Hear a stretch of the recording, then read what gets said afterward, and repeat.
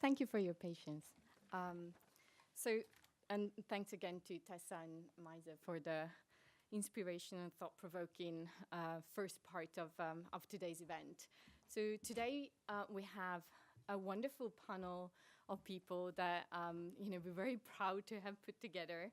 And I'm going to briefly introduce the speakers for today, and we will continue, of course, the conversation with Maizi.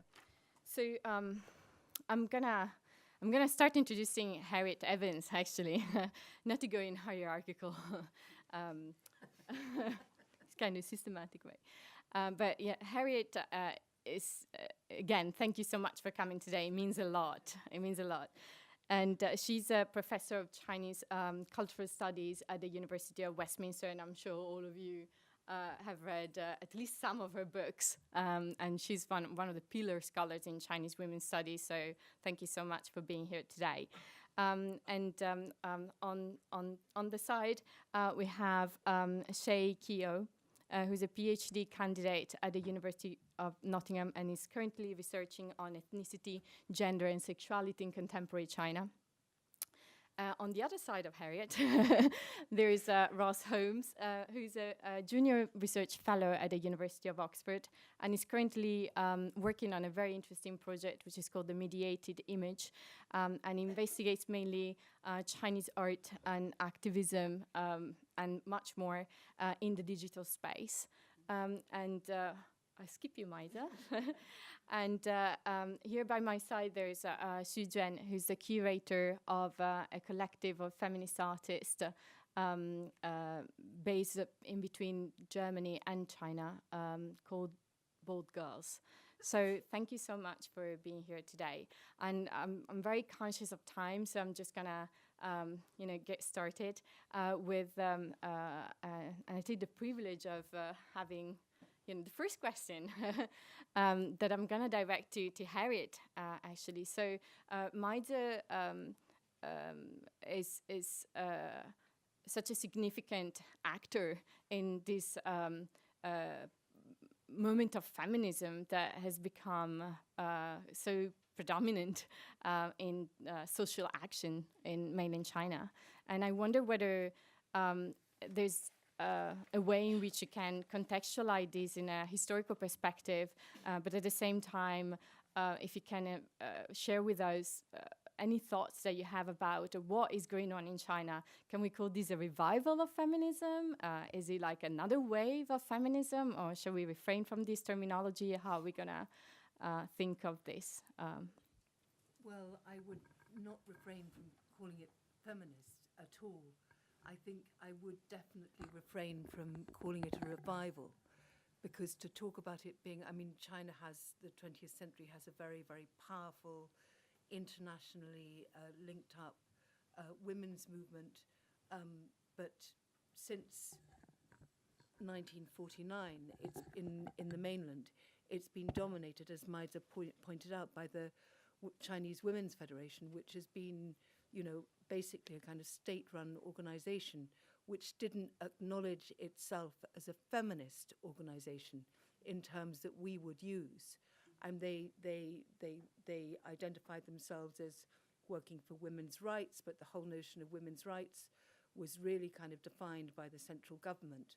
And it meant basically socioeconomic rights and labor rights, not that was premised on a notion of the woman that had nothing to do with the notion of rights that is kind of behind the individual subject woman that you see in, or that you hear Maizi talk about and that you see in these videos. So to talk about a revival would suggest that it's reviving something that was before. And I think that what we're seeing in China is unprecedented in China. One can talk a lot about its kind of global links and to what extent globally we're looking at the appearance of a feminist movement that really shares very, very little with its predecessors. But I think that the difference between what is happening now in China and even the 1980s and the 1990s is huge. And I could go on for ages about this, but I'm very, very conscious of time. So you've got to make me shut up when you want me to.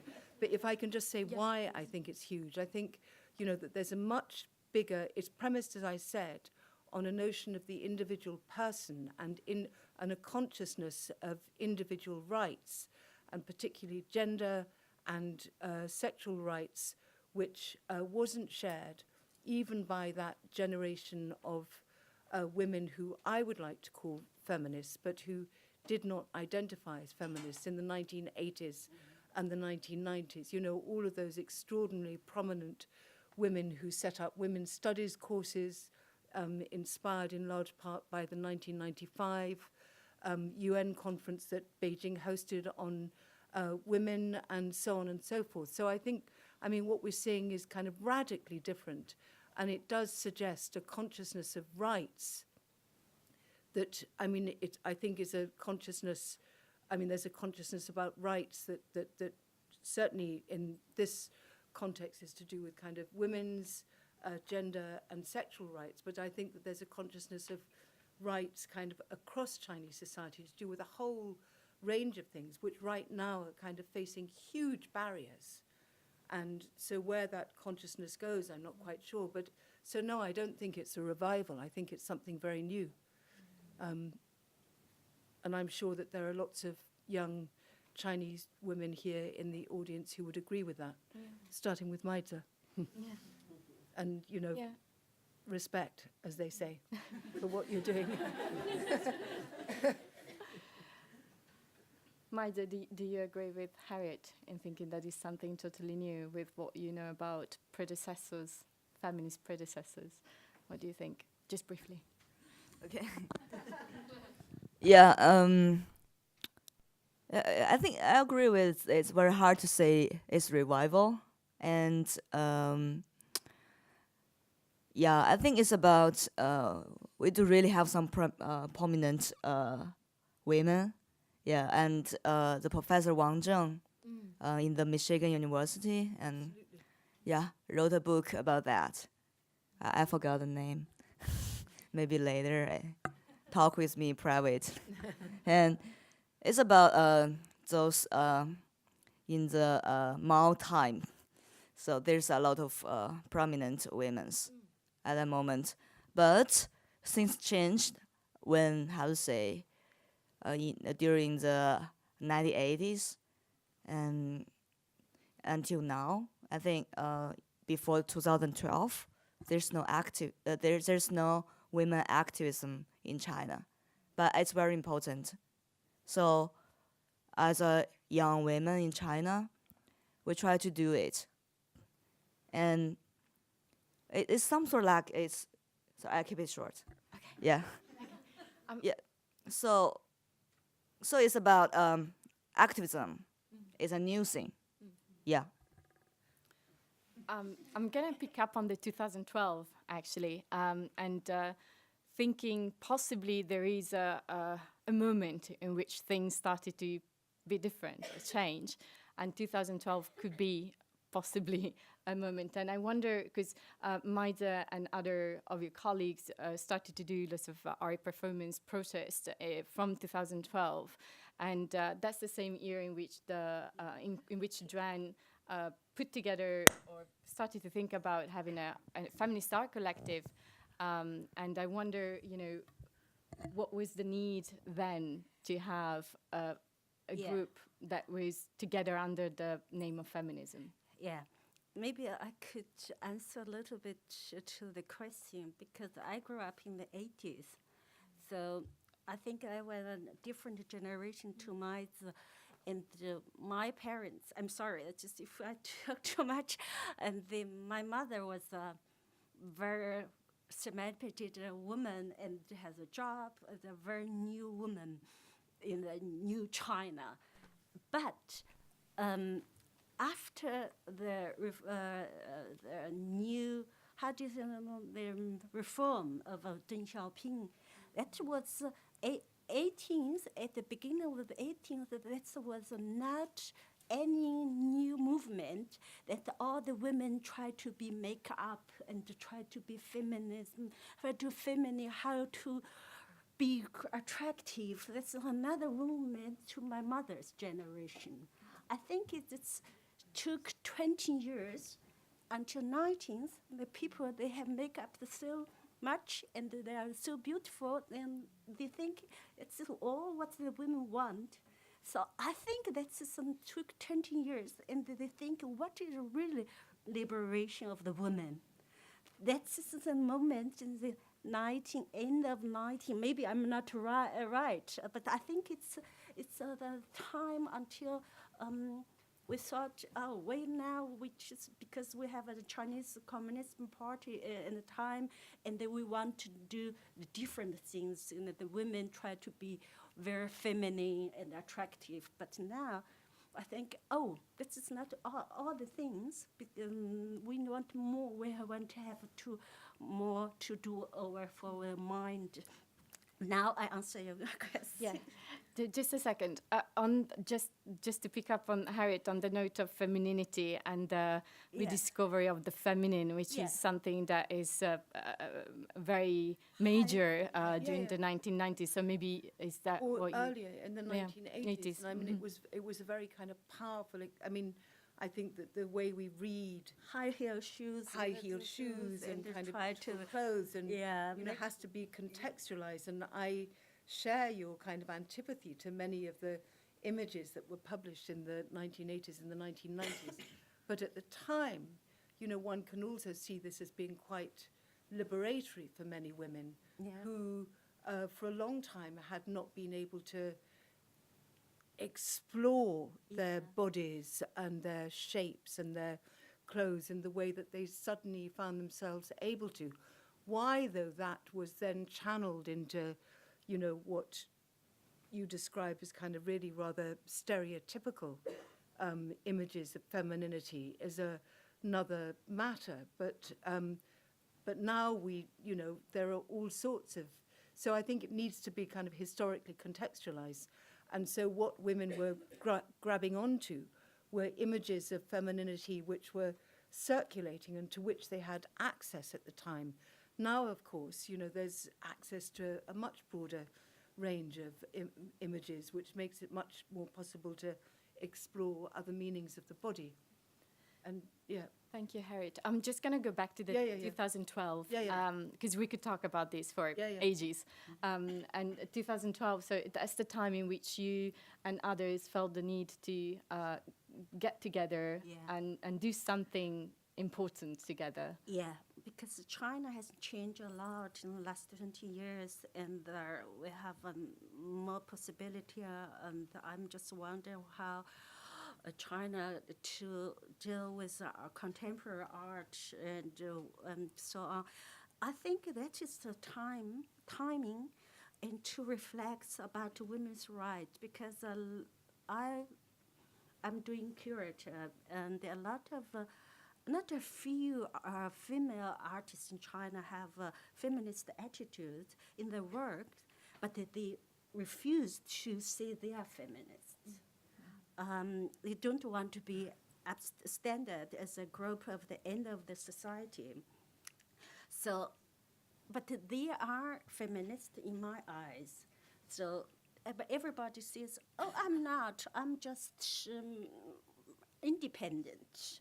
It's just very fashionable and just very cool. And so what I just want to see is they have done a lot of exhibition, very interesting exhibition, even in Germany in the 19th, and they reflects their identity, their existence. But that is different than you stand up and fight for your rights. So even you are doing very, very gentle, interesting female or the female artist expression, you were ignored by the public. So on the other public, we want, in that time, we've just recognized that is the time we stand up and we say that we fight over our rights. and we want to be perceived in the public. Do you want to say a couple of things about the Bulgars and who they are, what they do, very briefly? Yes. Yeah. And who you are. just we talk with some Chinese artists with Xiaolu, and they all want to do some very progressive feministic art. But he said, but in China, just we alone, we will not get it. So you are from, mostly I'm living in Germany and China, so can we do it together? I said, yes, I thought we are now in China even far away than in Germany, but everybody has a job and the women earn a lot of money. So she said, the friends and the artists said, no, this is not the truth. So we started to make a concept what we want to do. We just want to very progressive feminist art. So I think we call it Board Girls. But it's if I will continue to explain that, would go too deep. So I don't know if I do see something. Okay, we'll leave it there for a moment then, and we'll pick it up again on the Bulgars and what you've been doing. So the need of the historical contextualization is essential, of course. And if we were to mark a difference, definitely the internet and the digital space as a possibility for action, for resistance, but also for surveillance. On the other side, is definitely something that marks a difference in the ways in which activists can work today. So I wanted to ask Ross whether you want to talk a bit about what is the presence of activists within the digital space and how that intersects with art, as we saw Maizi really bringing that interplay between art and activism together in her own work. Yeah. I mean, I think obviously the parameters for doing this sort of stuff online has obviously massively expanded. I mean, you think about in 1998, there was maybe 1 million people online, whereas as of last year, I think it was like 731 million, of which about 695 million are accessing the internet primarily via their mobile phone. So apps like WeChat, like Weibo, you're automatically able to access an audience on this unprecedented scale. And you can also do that by connecting people sort of throughout the country. So, you can instantly receive a message or an image from anywhere in Beijing, Shanghai, and Guangzhou. So obviously, as Maizi showed and as the Bulgars showed, being able to do these sort of performative acts, to blend sort of art and activism is an extremely useful strategy, I think, for really opening these issues up to larger audiences. Images are obviously able also to circulate much more freely online than sometimes even writing texts, because they're not prone to the same sort of keyword search algorithms, which are frequently used to search for certain keywords.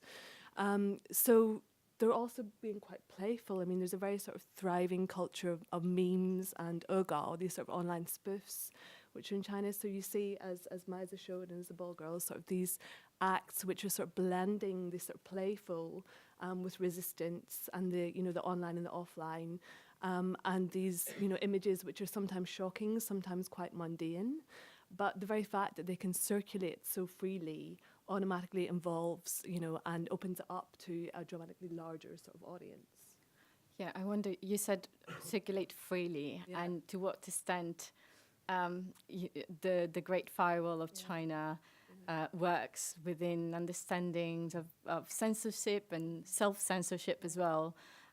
I wonder whether you can talk a bit about it. I know, so you brought some images, so if there's anything that you think we should put up, just let us know. As Maizi obviously mentioned before, that the internet, it can be used for self-empowerment, but also it's used very extensively by the government for censorship and surveillance.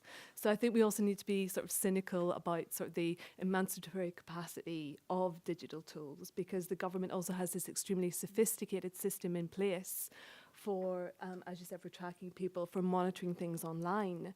Now, that the threshold for what happens in censorship is often unknowable, I think is very much part of that strategy.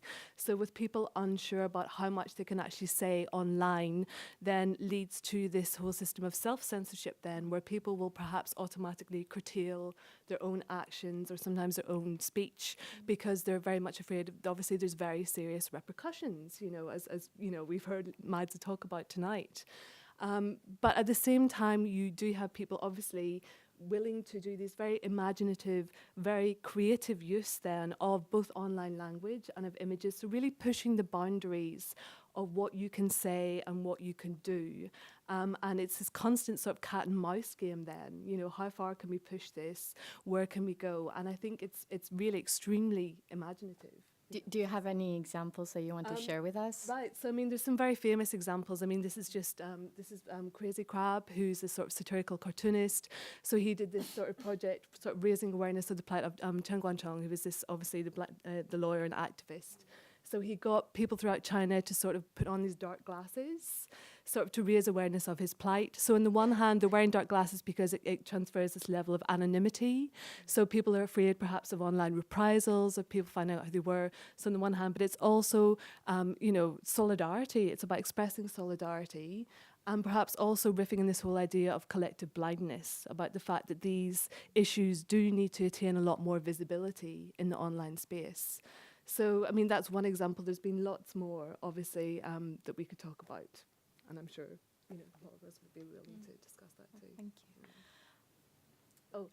This is one more thing. So there's an archive of socially engaged art, which was created by Zhongbo in Hong Kong. And this actually, it's an archive. So it's got lots of projects which are dealing, obviously, with LGBT rights, but also environmental issues, migrant labourers, various different things, and he actually conducted it over 3 years. So if you're interested, this is quite a useful resource for learning more about the intersection between sort of activism and art in China. Thank you. So going back to a general understanding of feminism in mainland China, and then we're going to try to expand it later and talk about the implications with the international community and a more global perspective. But staying within mainland China, I was wondering, the actions that we have seen seems to be taking place often in the major cities from Beijing to Shanghai to Guangzhou. And we wonder, like, is there anything else happening in other provinces of China? Is there anything going on in non-Han majority provinces as well? So I'm just going to ask Séagh if you want to talk a bit about the role of ethnicity within feminism and whether there are other kind of feminisms that we could look into or we should know about. I think Just be close so to the mic. oh, sorry. That's okay. So if we were to take examples of, is this working okay? There we go. No. There we go. If we were to take examples of Tibet and Xinjiang, we're home to the Uyghur minority, and we were to think about the space for feminist activism there, I think it's really difficult. And I've seen very, very few women in Xinjiang and in Tibet using the word feminism. And I think, you know, we've seen how sensitive the word feminism is in mainland China, in you know, Shanghai, Beijing, these bigger cities. When you combine that, when that intersects with questions of like ethno-nationalism, that becomes very, very sensitive.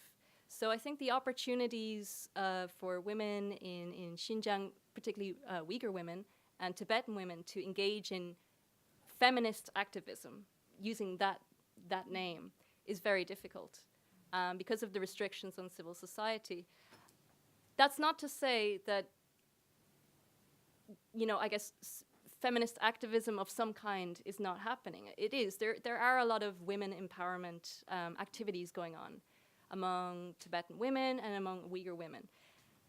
So, you know, a lot of the same issues. We could, you know, issues like domestic violence, access to healthcare, access to education, employment opportunities. So a lot of this very, very similar issues, right? But then we start to think about, okay, how does ethnicity come into this? And we could think, a very prominent example at the moment would be the rise of Islamophobia in China, and thinking about the veil, Uyghur women wearing the veil, and how much state repression there has been around that. The veil has really come to symbolize, kind of extremism, right? So that in itself has become like this kind of daily practice of resistance as well, just wearing that. In terms of the use of feminism, I mean, we see there's some mentions of it going on in like academic communities, Tibetan academics, Uyghur academics. It's just so difficult to do. And I would just say one more thing about the difficulty, not just in terms of kind of civil society restrictions, but also inside their own communities where there's so much cultural anxiety at the moment around ethnic identity, that there's a sense that I can't talk about my ethnic community without making them sound backward or somehow primitive or making them look bad. Because at the moment, ethnic unity is so important among Uyghurs and Tibetans that, kind of feminist activists or women empowerment activists, they have to kind of thread this narrow line between trying to improve women's situations within their own communities while also trying to kind of take part in the ethnic strengthening movement or like ethnic unity, so not being seen to undermine that. So it's really it can be a tightrope trying to navigate those two concerns, I guess. Well, I have a question for any of you, because in English or in German they have called feminism. But we have in China, I talked with a lot of feminism. We just talk about what is 女权主义, 女性主义, which definition is more good, which we should use, because feminism in 女权主义 sounds very fighting. And for the rights of 女性主义 is much mild. So what do you think it's what would you like to choose? Because we have a very big problem with that definition. With choosing the right terminology. Yeah. Or the right, How about you? What do you would suggest? Harriet, do you have anything that you would like to? I mean, I can, but I think Yeah, Maizi, Maizi, I'll leave her to get her strepsils and first. And in my view, the debate about 女权主义 or 女性主义 goes back to the 1980s and the 1990s, around the time of the 1995 UN conference, when women who were really kind of wanting to set up, as I said, new kind of women's studies courses were getting hold of developing a notion of gender as a kind of socially constructed category, which was very, very new at the time. I mean, I remember talking with women who are now well into their kind of late middle age, a bit like me, who talked about their excitement at discovering a new notion of gender that they felt that they could do something with and they could fight with. But at that time, these are women who were educated under Mao and for whom the notion of feminism, whether it was 女权主义 or 女性主义, was very difficult, because it was then associated with notions of kind of Western individualism and, nasty kind of bourgeois stuff. And, they found it very, very difficult to... So I would locate that debate about 女权主义 or 女性主义 within that particular moment. I mean, I don't think now young women, correct me if I'm wrong, have any problem with talking about 女权主义, as we've seen in the images. Well, I'm sorry, because if I just talk with other artists, we do some 女权主义, and all the people said, oh, it sounds very, very bored girl with hair. And if I say, oh, we do 女性主义, think, oh, it sounds not so bad. How do you think? It's sometimes you use different definition and you have... when we start our campaigns, we choose to use 女权主义. We emphasize women's rights as human rights, and we use the way of accountability, and we think our states have the obligations to advocate for gender equality and solve those problems. And it's like accountable authority, and like change the gender ratio of toilets and change the policy towards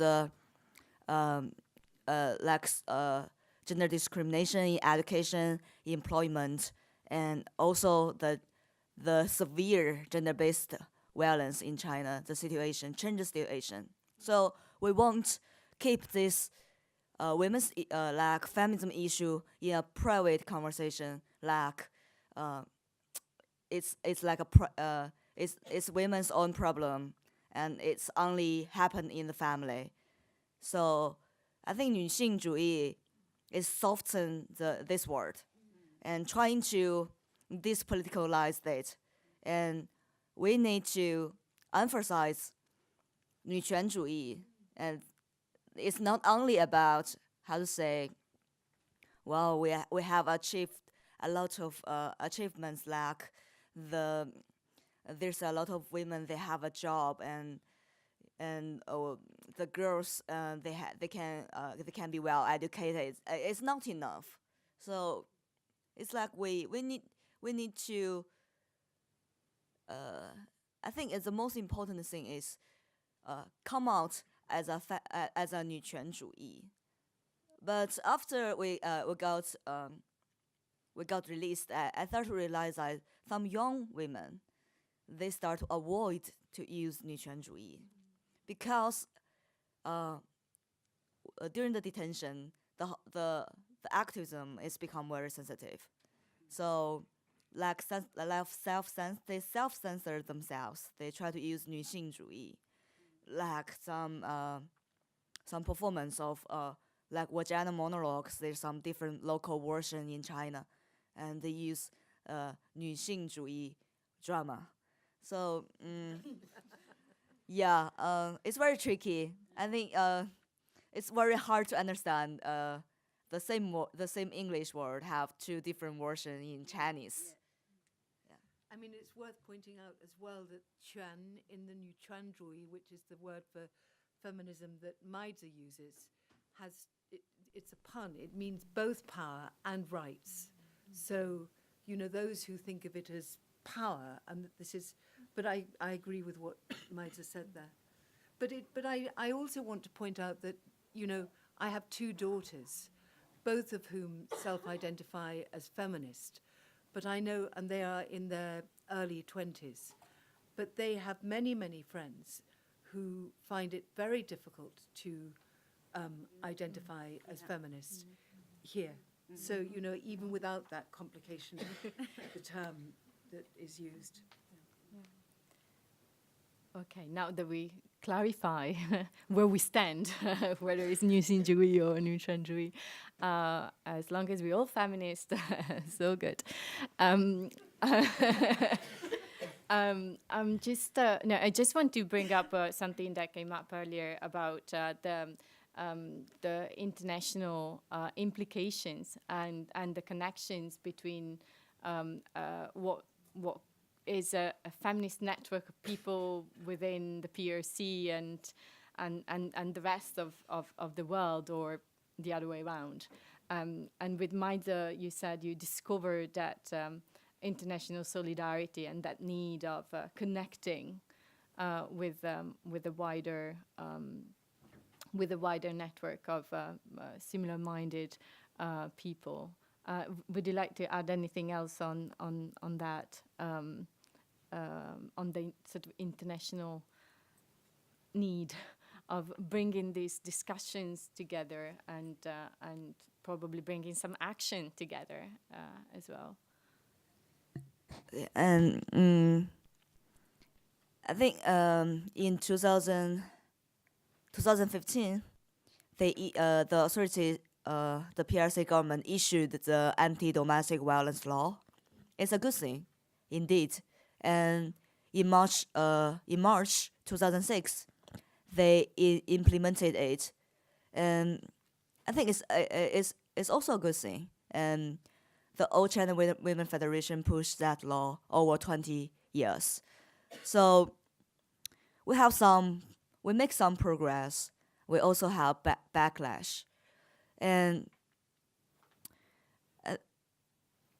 in the whole situation, for the civil movement, for the civil society, it's become very compact, and it's become more and more narrow, and a lot of lawyers got arrested, got sentenced, and it seems like the space is very hard to find, and now if you use VPN, you broke the regulation. VPN help us cross the firewall. Yeah, so that's why I have Facebook.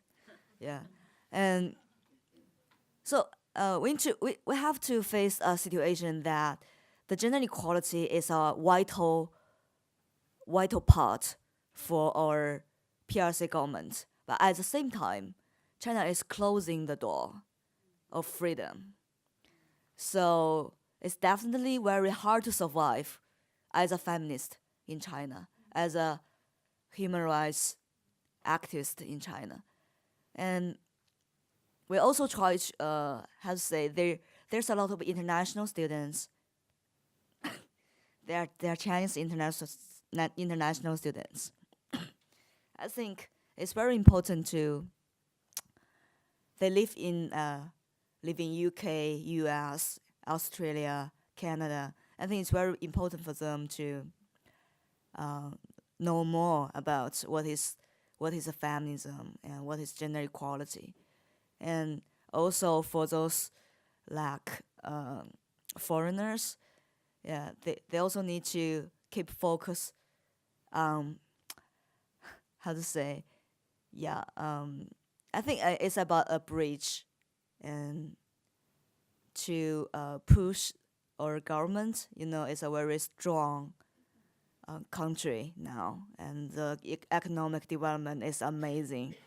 So I think on the human rights aspect, it's very important to keep focus on what happened in China and what happened about gender equality at the last army of resistance in China. Yeah. Thank you. So before we open up the discussion with our audience, I wonder whether there's anything that you would like to talk about or ask Maizi, since she's here. I would like to ask one thing. Yes. Which is one of the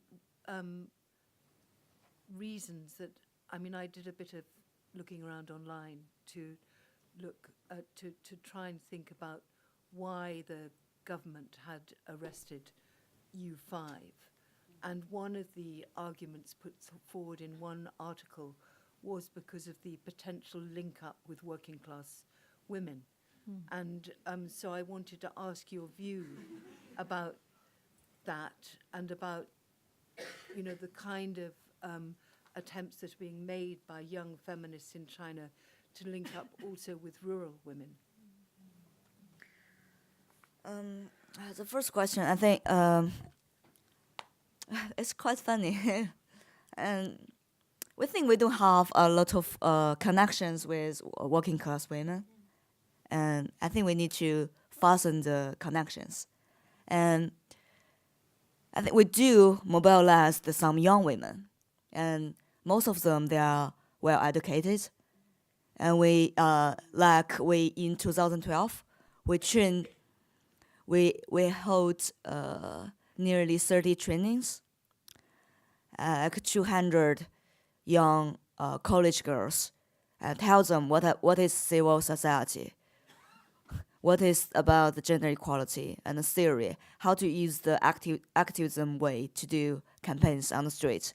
So I think the mobilization is very successful.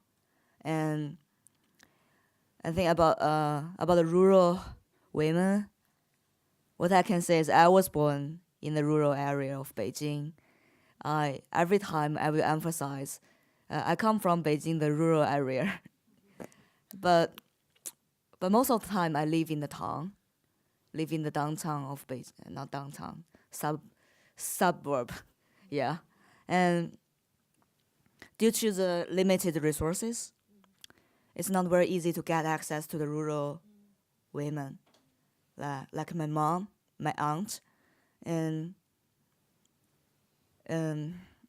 it's very hard. But we try to build some connections with those people, those women who lost their land in the southeast of China, in Zhejiang province, and some of my sisters help them do performance art in front of government, the Zhejiang province.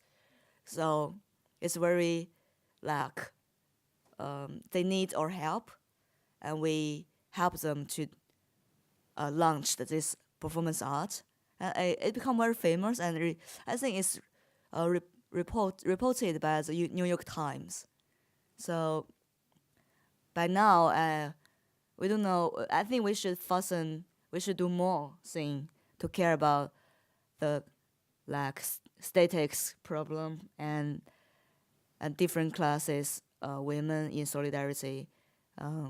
But I think we need more volunteers, and we need more activists to finish it. Can I say something? Sure.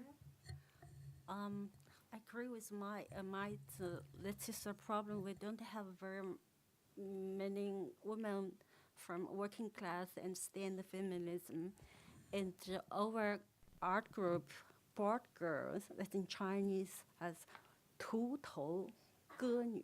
图头歌女, that is the title of UNESCO. And how do you say in English? The UNESCO, that's the drama. How do you say in English? I don't know, because the color Sängerin of Deutsch in German. So we just use these two words. Board girl, no hair. It's a square. It's the second problem of the woman's queer and identity. But 歌女, it's not 歌女, not a singing woman. That is a fighting woman. So I think we have this, all the problem at the same time. On the one level, we still fight for the rights of the women's rights in the factory, on the rural, for example, on the countryside. It's don't even moving.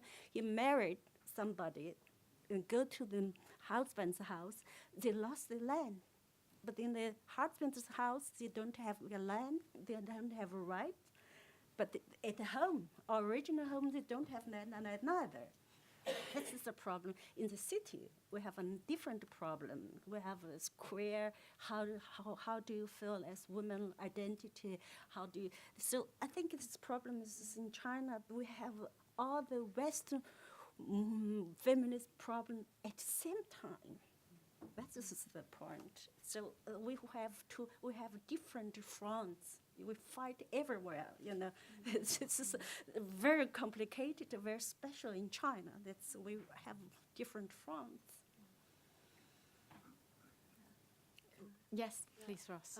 I'm just curious because, well, both of you have been talking about how the space for activism you feel is becoming increasingly smaller because of the crackdowns that are going on at the moment in China. I mean, what do you see, or how do you see the future of feminism developing in China? Do you believe it's got a hopeful future? Are you optimistic about it, or?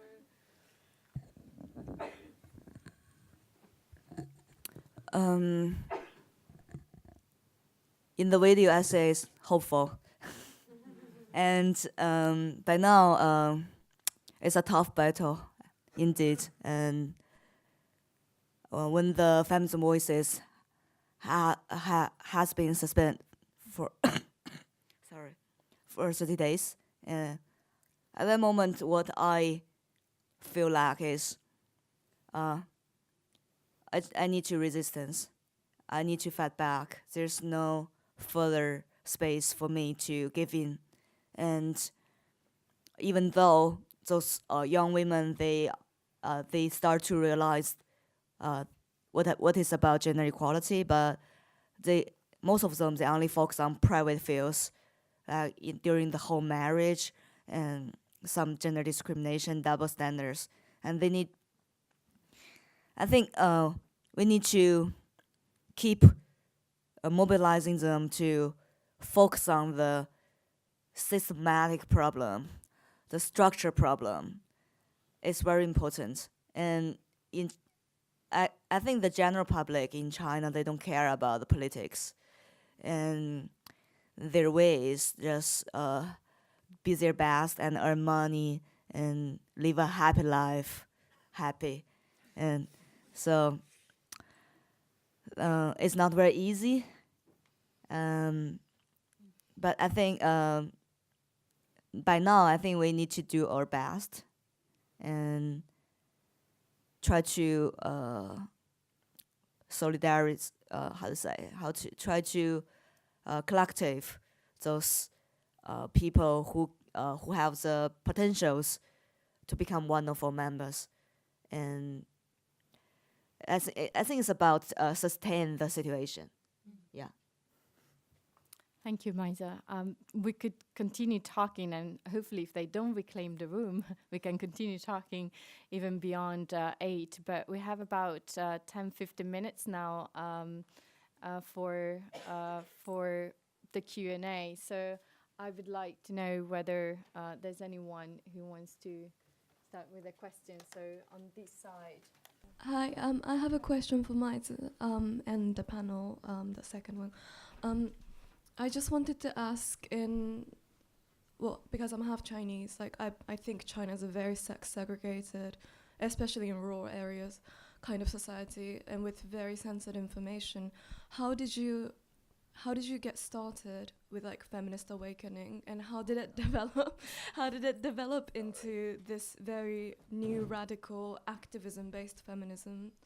And for a question, perhaps for the entire panel, I just wanted to hear more about LGBT activism in China, because I know the Five Sisters is also involved. We haven't talked about gay men or gay women yet, but if you could, that'd be great. Thank you. Yes, do it briefly. I was born in the mountain area in Beijing, and when I was young, my father, for my better education resources, and moved to the countryside, like suburb of Beijing. And when I was young, I was bullied by a lot of friends, or a lot of children, and so for me, my parents teach me how to fight back, and I think it's a very important lesson for me to resistance. And also, I think my parents is very important, play a very important role to tell me what is justice. They are very kind-hearted, and they help others. And I think I have the very genius man help others. So when I grew up, I just like a person, like an idiot, rather than others. And I don't know, in China, the morality is very confusing. So sometimes you help others, and or you become very passionate about the strangers. You are so strange. So I'm very glad my parents taught me that. Yeah. Do you want to follow up on the second part of the question, which is very... What's that? It's about LGBT activism. Maybe just briefly how that intersects with feminist activism, and how do we talk about the two of them together? Okay, I'm a lesbian, and yeah, an international slut, not very decent. And so... I knew you wanted to say that. And for me, how to say that? And we do some actions at the beginning. It's about women's rights, and we also do something anti the homophobia in the ad hoc day. It's like homophobia kill lesbians. We're just 3 couples, pretend 3 couples, and we show in the Hohai Sea in Beijing. and we there's something say homosexual, and then we lie down. Yeah, died. So that's very fun. We also have the video, but there's no English version, English subtitles, and yeah, there's one example. And we also do something in Beijing Normal University. I live in the past. I live very close to the Beijing Normal University, and I just grab some girl and kiss with me in the campus. Yeah, some sort like that. And I think it's very queer, and most of the lesbian couples or most of the LGBT communities, they live in a very mainstream way. Yeah. I'm gonna grab the green jumper first. Okay, sorry. Yeah.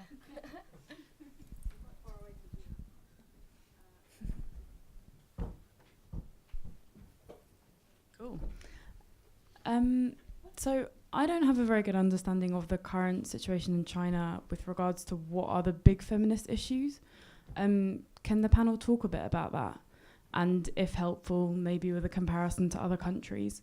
So for example, you know, in the UK, there's quite a lot in the news and in politics at the moment about women in the workplace. And that is something that is generally understood to be an area that we need to get better on, with or without the government's help. So what are kind of comparable issues in China where, I don't know, maybe people are kind of aware that that is an issue, that something is an issue for women, and what are the areas that are just quite taboo still? I don't know what they would be, but maybe rape or domestic violence. Okay. Is there anyone who wants to? Maizi, I'm still directing it. Very briefly, maybe what are the core concerns, and maybe I pick up on the taboo area if there's anything that is probably too sensitive to be discussed. Yeah. I think the first is about the regime, and the regime is quite different compared to other countries, and we can't do a lot of things like assembly and association. And second is about, I think China is a very sexism country, and on those like gender equality concept, or like even they don't talk gender equality, they talk men and women equality, or maybe in their mind is male and female equality. So there's some power trying to push it, but it's very slow because compared to India, they can in the 2012 the gun rape case, and they can push it and make a lot of progress. But in China it can't. So it's like another way, and now the space is become compact. You don't know what you can do in the future. Yeah. This is a very generic question, I think, for Ross Holmes maybe, and for Maizi as well. So I was wondering, in what way do you think the internet in general, but maybe the Chinese internet, or Chintranet, if you will, offers both new opportunities for, you know, for expressing feminist ideas, and at the same time limits. So you were mentioning the sort of limiting viewer experience or user experience because it's mostly the mobile internet in China. So in what way is it, sort of misleading, misguiding, or limiting? Yeah. Well, obviously, whenever people think of the internet or the Chinternet, you know, the automatic thing that comes to mind is obviously censorship. And the government obviously operates an extremely sophisticated censorship system, you know, as Maizi will attest to, not just in terms of keyword search algorithms, but also thousands of human censors, you know, who are actively policing the online space. And now I think there is perhaps a tendency then to focus too much on, or this belief that it's been censored to the point of sterility, when actually there's a very rich, thriving, creative community online, you know, as Maizi will attest to, you know, who are every day sort of pushing against the boundaries of what is sayable and doable and visible online. And I think the internet, definitely in terms of people, you know, meme culture, things like online spoofs, that you're able to, these things can actually circulate up until the point where they do get, you know, then cut off by human censors. There's a certain point where they can circulate they spread quite rapidly online. Obviously, if something can go viral, if it can attain this mass sort of visibility, then that's obviously one of the benefits of the internet. Now, obviously, there's, you know, other critiques of that where, you know, things like this idea of the dark side of internet freedom, you know, Eugenia Morozov wrote this book about the net delusion, right? We have this sort of Cold War era perhaps mentality where we think that the democratization of the internet is going to lead to gradual sort of democratization of authoritarian societies, when actually we can see that the government in China is very much using the internet for the entrenchment of its own agenda. So I think we need to be, it is, you know, as we were talking about, this very fine tightrope almost that people walk between what are the limits of what we can do online. But as Maizi and the Ball Girl show, there's still quite a lot of room to push back and to really sort of, these restrictions are in place, but that can in some ways make people more creative because they have to work within those strictures. I mean, could I just ask another question, maybe just coming off of that one? The state is also, I guess, not the only form of censorship or form of pressure on feminist conversations that happen online. You know, in Ireland, in the UK, men's rights activist that's also an issue, right? So we also get this kind of patriarchal backlash online. So I wonder if that's also an issue. It's not just state censorship, but the way that predominantly men respond to some feminist discussions that take place online. Well, I'm gonna leave that there and Just a try to question. pick up a couple of more questions. Or I've sort of got two questions, but I'll try and conflate them into one so you can give one answer. I'm interested in the anti-domestic violence law, and if there's a general feeling that the law can ever be a tool within an authoritarian society that's useful and good to the general public, or if grassroots action is always going to be more important. And sort of connected to that, what's the relationship between the Women's Federation and grassroots activists? Is there ever a good relationship? Are they seen as being the enemy all the time, some of the time? What's the dynamic there? I think grassroots has been in. The first anti-domestic violence will have it's a magnificent influence in China, and the key issue is how the implement. So, for example, the protection order, like the warrant, the abuser can't get close to the victim, and in the last year, in 2006, they only issue 30 warrants.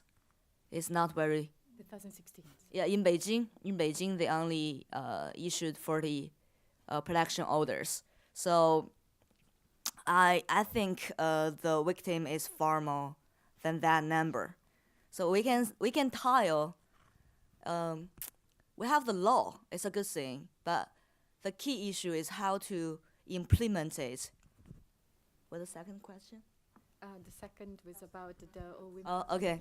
Federation versus The All China Women Federation have a how to say that? It's very I can't remember that word.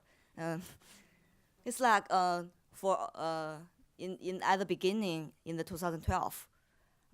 It's some sort like we took advantage of each other. Yeah, they use our actions like media reports.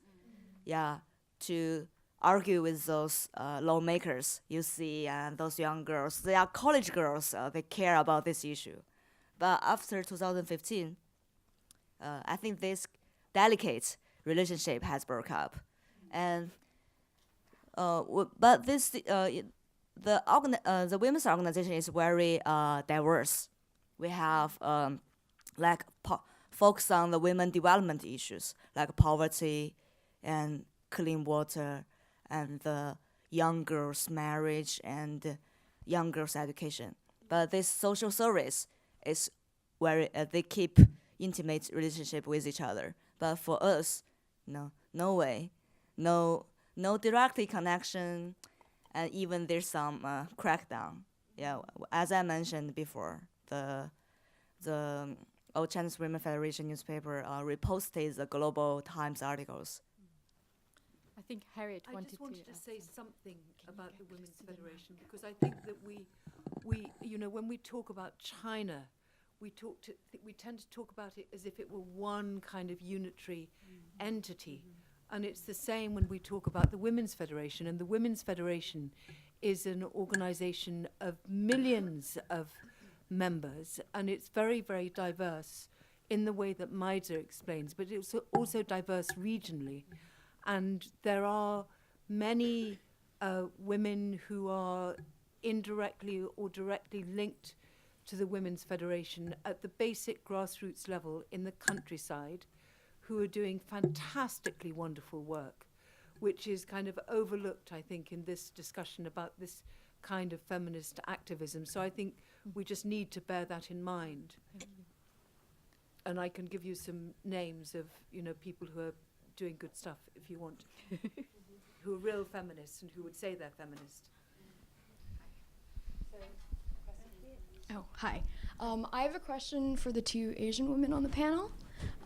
So at least in the Asian American activist community, one of the major obstacles we deal with before even getting a message across is, for lack of a better term, dealing with the archaic Orientalist notions of, or stereotypes of, Asian women being passive, submissive, and docile. And it's incredibly detrimental when it comes to trying to validate Asian American women as powerful agents of change. And I was curious to know, to what extent do you experience that, whether it's in China or within international encounters? Okay, shall we get one more question and then try to answer them both? Yes, please, thank you.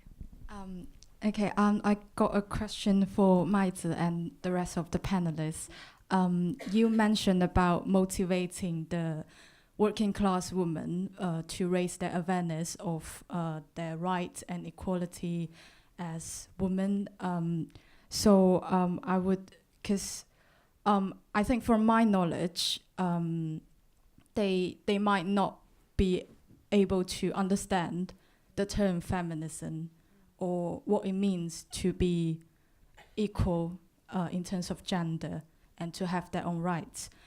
We all heard, horrible stories about a young girl has to return to her father after who sexually harassed her, or a woman who was sold to the mountainous area by human trafficking and choose to stay with her husband for the rest of her life, which are really sad stories.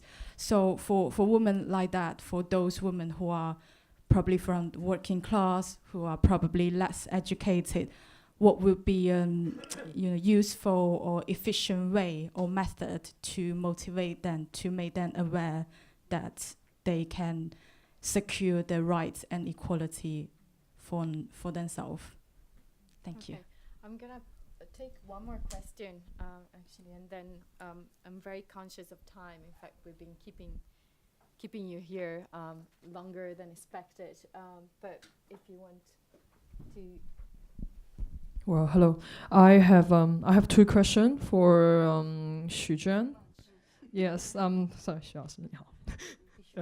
And it's like so you've mentioned about the terms feminist become very sensitive for the female artists in China.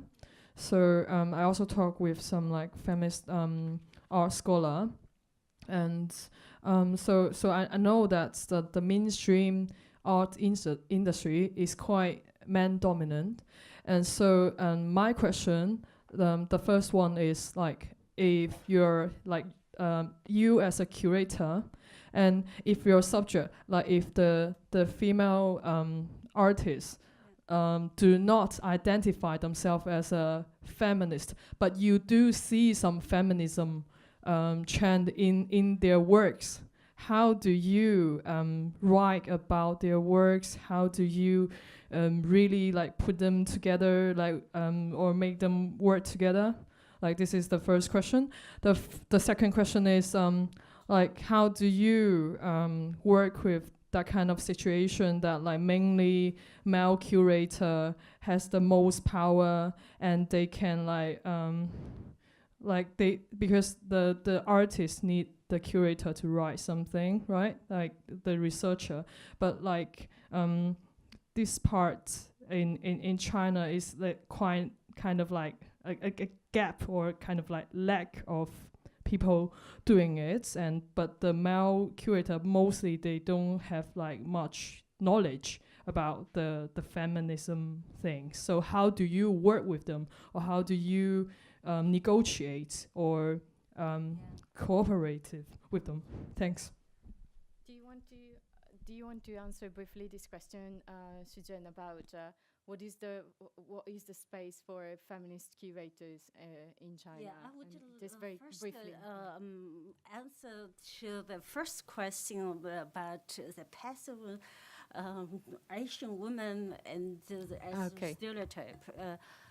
I think this is a cliche, but it's something right, because we grew up there, and I just wonder a lot of about a lot of Chinese women.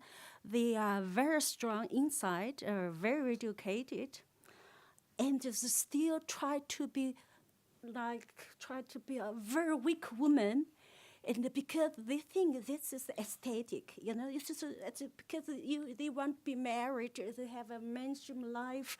This is very, very fashionable in China, because I just think in Europe, a lot of women, they are not very strong, and maybe they don't earn so much money like some Chinese women, but they still think, oh, I have self-confidence, and this is, I am just like I am. But in Chinese culture, something is still wrong. I don't know if it's wrong or not, but this is really something, because it is something like to do with the aesthetic, female aesthetic, being weak. This is beautiful. I think this is something, that's firstly. The second, do you want to answer this? I'm afraid we won't have time to answer all the questions, actually. So I just... should I answer this last question? Yeah, just briefly. Why don't you just briefly talk about... Well, this is a big problem in the art scene, because even they have very strong works like Shaolu's work, Winding Lock, and I was first to see this work. I thought it was so feminist. It's very strong. And after I talked with her, I just said, oh, actually, she didn't want in the way I just understand. I think this is a long process to tell them, and they have to discover, explore their feminism in their works. So I think it's just a lag in the Chinese art scene, because if you see you are a feminist artist and they think, oh, you are just a little bit strange. We just do really artworks. The feminist work is not really artworks. So I think it's a very long process to talk with him, and something like education, you know. So I just try to talk with a lot of artists. We have to figure out we are feminists, and maybe for one day we still have no problem with the problem of the women in the world. So I think we don't need feminism anymore. But now it's very important to have a groups like Board Girls and in progressive way to experiment ourselves. So I think it's too much. Thank you, Jen. I'm very conscious of time, and I think we need to wrap up. And I really want to thank you all for being here and participating. But I also would like to remind you that myself together with Nuala Gathercall, Lam, and sorry, very long surname, Gathercall, Lam, and Tessa Cho, we are organizing more events. In fact, we have a collaborative exhibition on Chinese feminist activism and art that we are trying to organize here in London. And we are working together with Limaisa, the Feminist Five, as well as Juan and the Bold Girls, of course. So that's something that we are working on. So watch this space, follow us on Twitter and Facebook, as you probably have done so far, and thank you so much for your support. It's been great. I also would like to mention, before I pass it on to Tessa, and she's going to have a couple of more announcements, that there is the screening of this wonderful and important, very significant documentary on the feminist activist Ye Hai-yen, which is gonna be screened by the Rights Practice at the Foundry close to Oval Tube Station on the 6th of April. And may I say, Harriet is one of the trustees. And Tim. And oh, great. So Harriet and Tim are two of the trustees of the Rights Practice. So this is a crucial event, which is going to be a fundraising event, and hence why, is a ticketed event. So I'm going to pass it on to Tessa. Yeah. 3 really, really quick points.